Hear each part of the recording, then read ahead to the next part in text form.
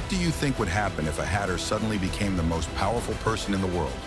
Harry S. Truman didn't just do that, he literally blew up history. One hand dropped the atomic bomb, one hand pulled Europe out of the ruins, and then conveniently started the Cold War. Is this a genius playing world chess, or just an ordinary person toying with the fate of humanity? This story will leave you both amazed and asking, how did he not burn the whole planet? Welcome to Faces of History. Here we uncover fascinating stories from the past and dive into the lives of legendary figures who shaped the course of world history. If you're passionate about history and the incredible journeys of those who made it, don't forget to subscribe and hit the notification bell to stay updated with our latest videos. Let's embark on this inspiring journey through time together.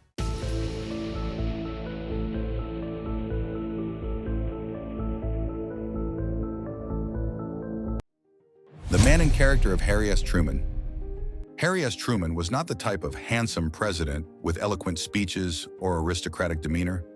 Instead, he is a man of simplicity, straightforwardness, and sometimes a bit rough in his approach to problems. But it was those things that made Truman one of America's most memorable presidents. Let's explore his personality, from everyday stories to defining moments in history. 1. Man of simplicity. Harry Truman was born and raised in a small town, where the word luxury sounded stranger than the phrase dropping an atomic bomb.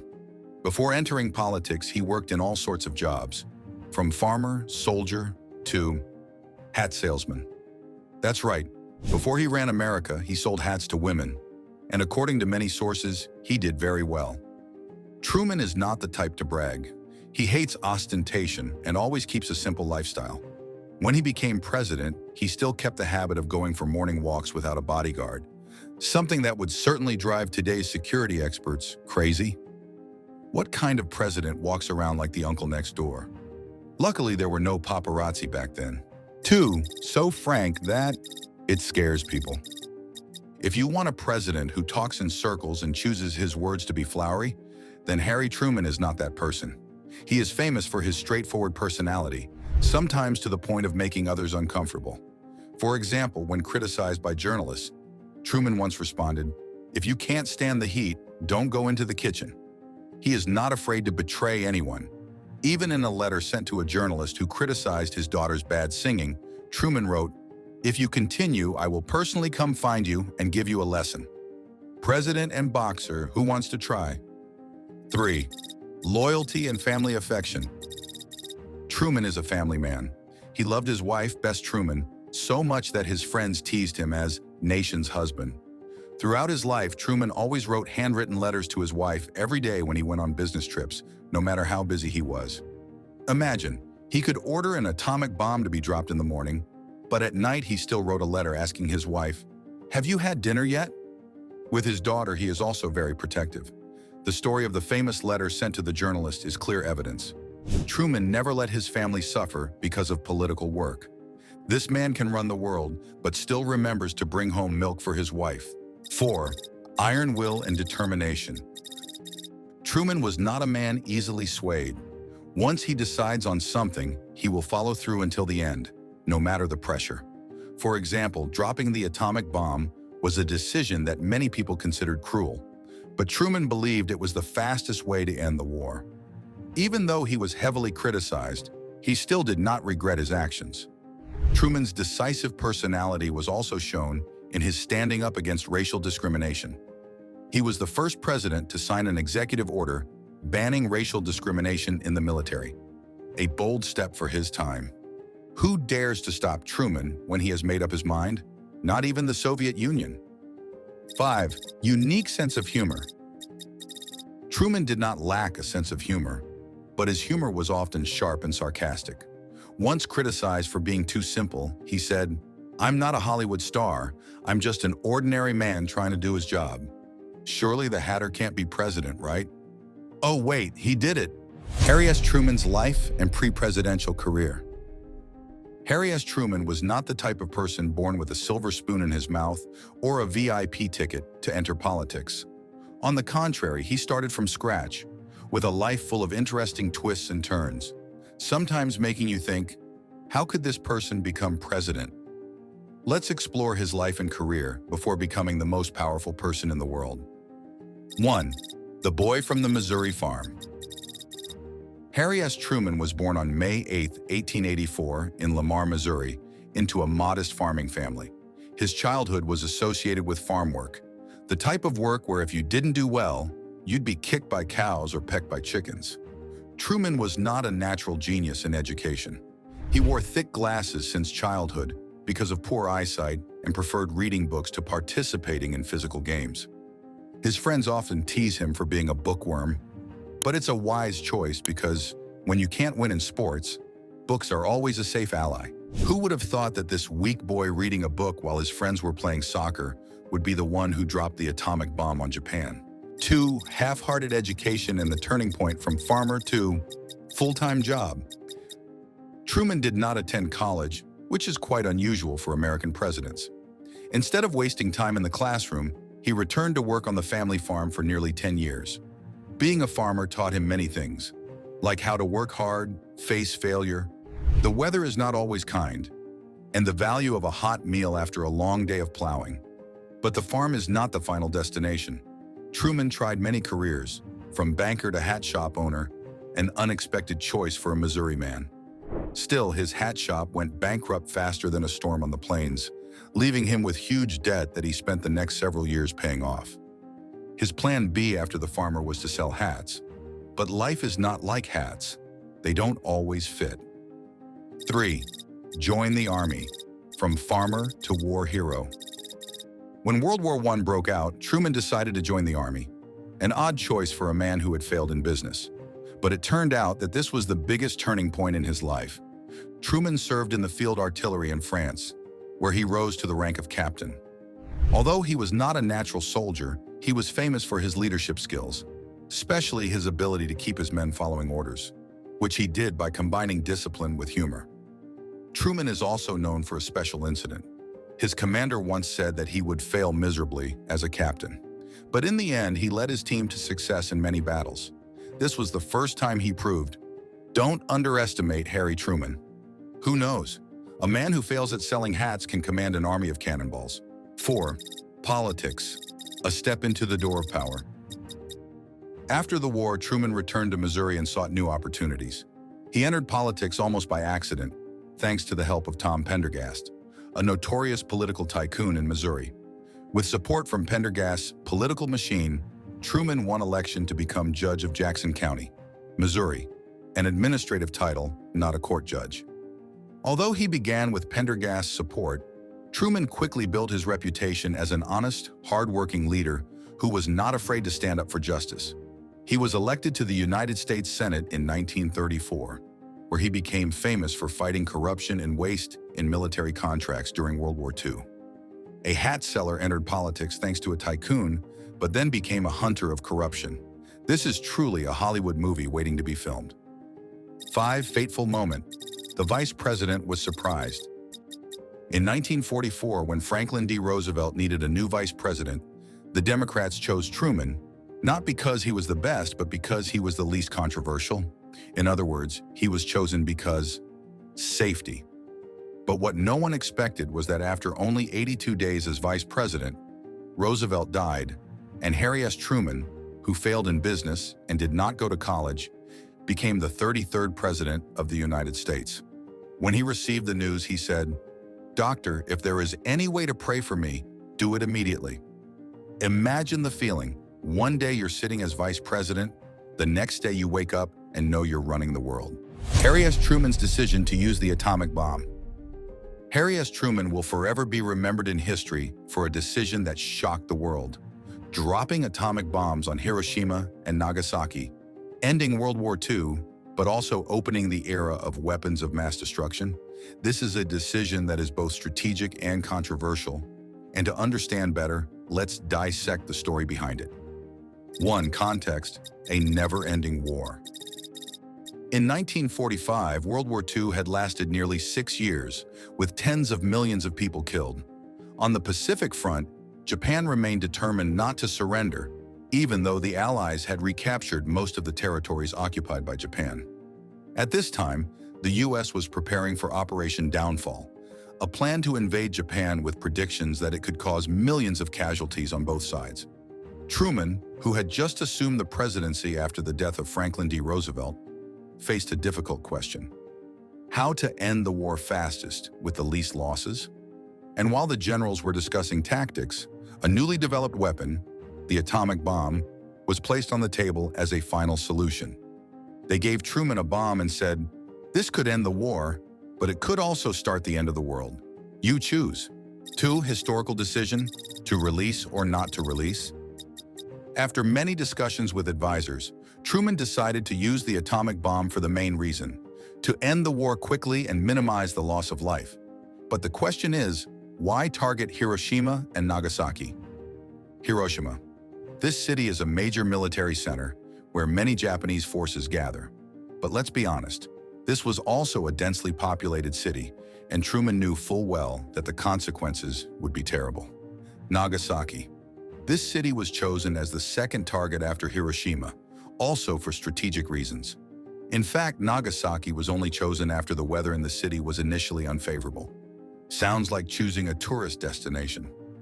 On August 6, 1945, the bomb known as Little Boy was dropped on Hiroshima, killing approximately 140,000 people.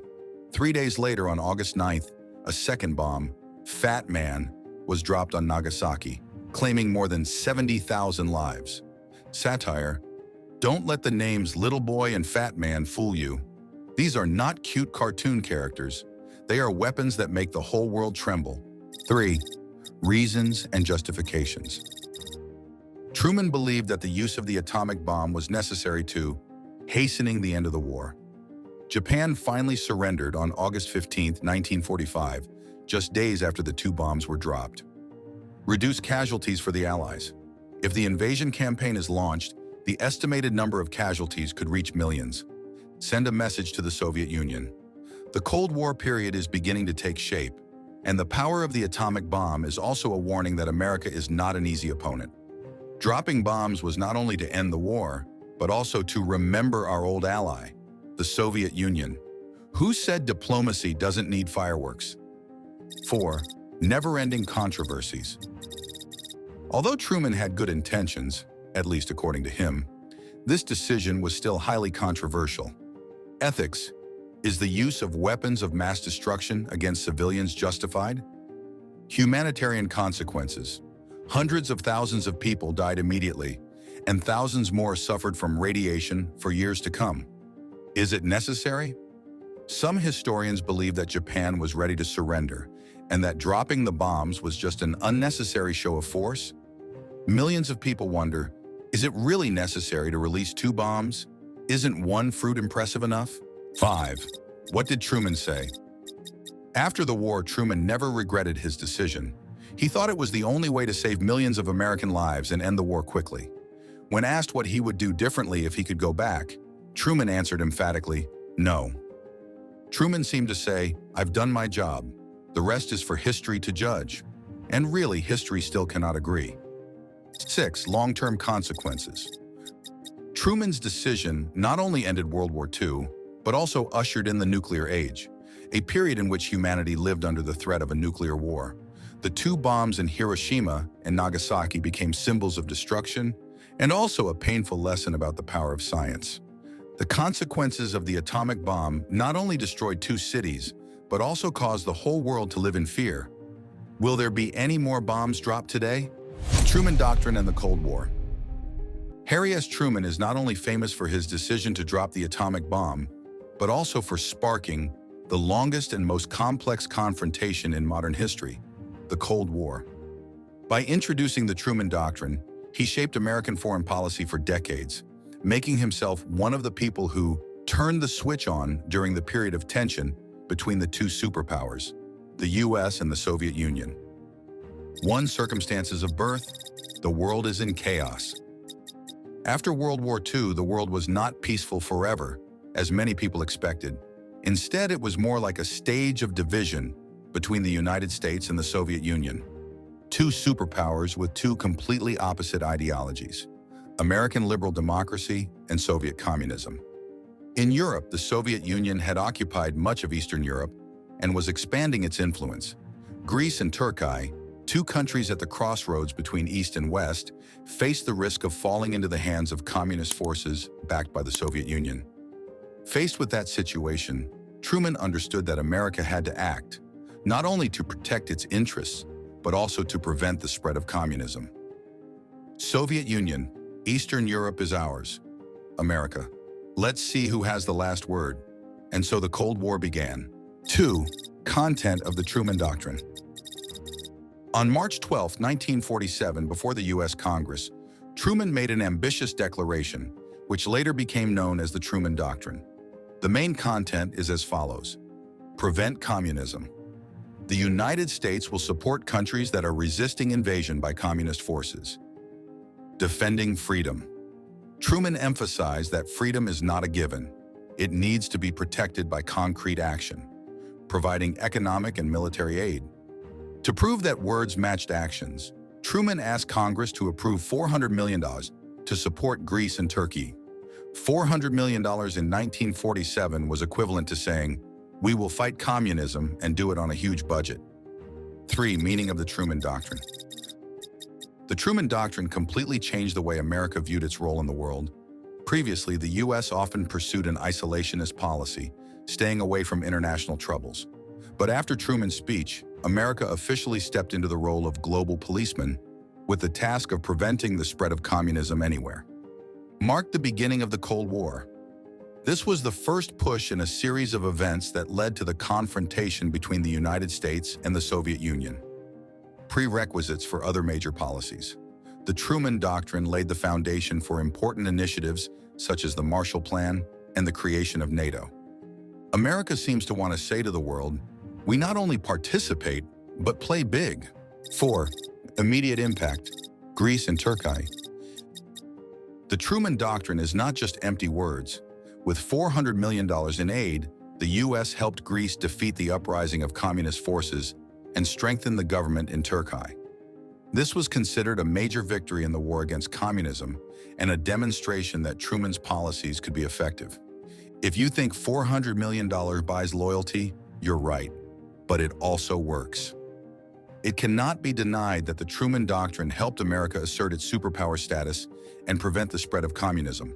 However, it is not without criticism. Risk of conflict escalation. Many people worry that this policy will drag the U.S. into endless wars. Excessive interference.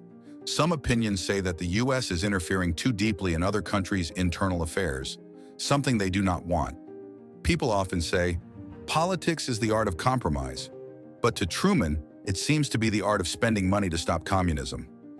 The Truman Doctrine was not just a short-term policy.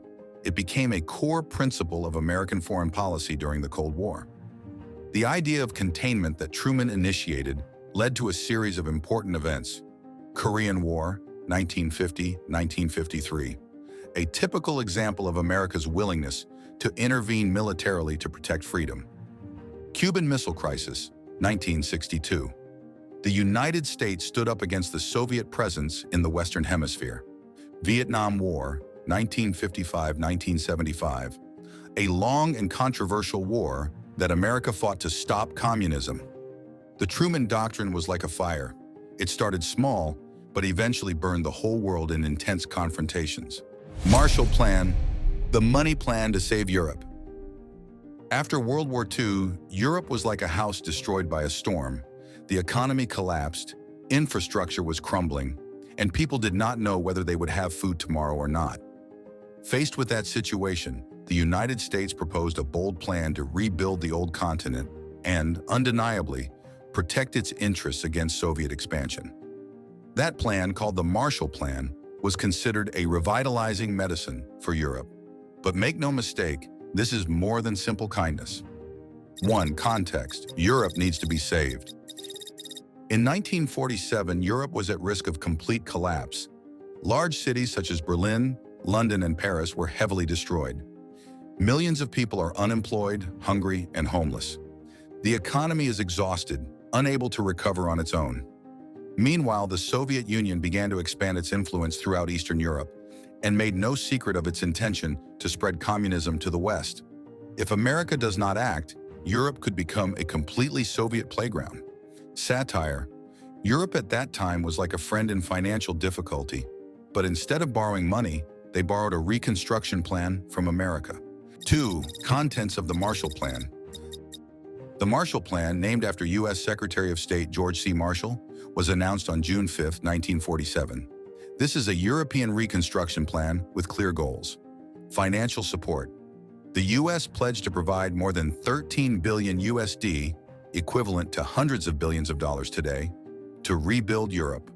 Restore production, focus on rebuilding factories, transportation infrastructure, and food supply systems. Prevent communism, strengthen the economic power of Western European countries so they are not tempted by the Soviet Union's communist policies. The plan not only provided aid, but also required recipient countries to cooperate with each other in the use of the money, something new and challenging at the time.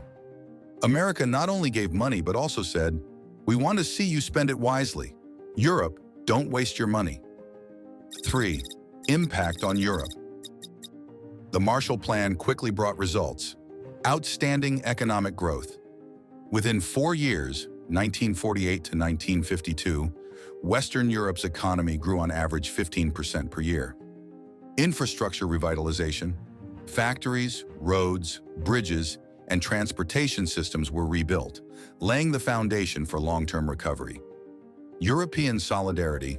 Under U.S. pressure, Western European countries were forced to cooperate more closely, laying the foundation for the later birth of the European Union, EU.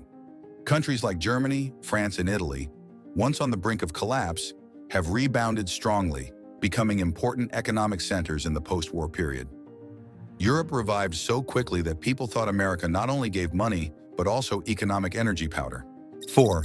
Impact on America. Although it seemed like America was doing charity, the Marshall Plan was actually a huge boost to America's economy and status. Huge consumer market.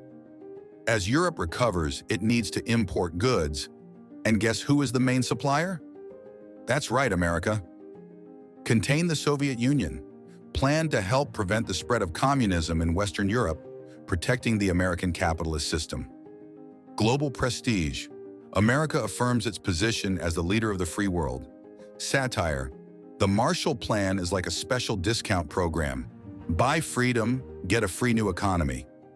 5. Reaction from the Soviet Union. Not surprisingly, the Soviet Union did not like this plan. They saw the Marshall Plan as an American plot to control Europe and weaken its influence. Joseph Stalin not only refused to accept aid, but also forced Eastern European countries to do the same. Result? Europe was divided in two. Western Europe was rich, developed thanks to the Marshall Plan. Eastern Europe continued to live under the control and ineffective economic model of the Soviet Union. Satire. The Soviet Union looked at the Marshall Plan and said, "Thanks, but we don't need American money. We'll build our own." No, forcing people to live in poverty. Establishing NATO. When the whole world gathers friends to confront the annoying neighbor. If there is an organization in the world that was created solely because of a common threat, it is NATO, North Atlantic Treaty Organization. Established in 1949, NATO is not only a military alliance but also a team of close friends of Western countries, led by the United States to confront the ominous neighbor, the Soviet Union. But make no mistake, NATO is not just about gathering, it is one of the most important steps of the Cold War era. One situation, we need teammates. After World War II, Europe was not only devastated, but also worried about Soviet expansion. With the Soviet Union controlling Eastern Europe and constantly expanding its influence, Western countries felt like they were being closed in by the threat of communism. The United States, which had taken the lead in rebuilding Europe with the Marshall Plan, realized that money was not enough to protect Europe from military danger. So the idea of a military alliance was born to protect Western European countries from the long hand of the Soviet Union. When you can't deal with a bully alone, the best way is to call on friends. And remember to choose strong friends. 2. NATO was born, one for all for one. On April 4, 1949, the North Atlantic Treaty was signed in Washington, D.C., officially giving birth to NATO with 12 founding countries, including the United States, Canada, and Western European countries such as Britain, France, Italy, and the Netherlands.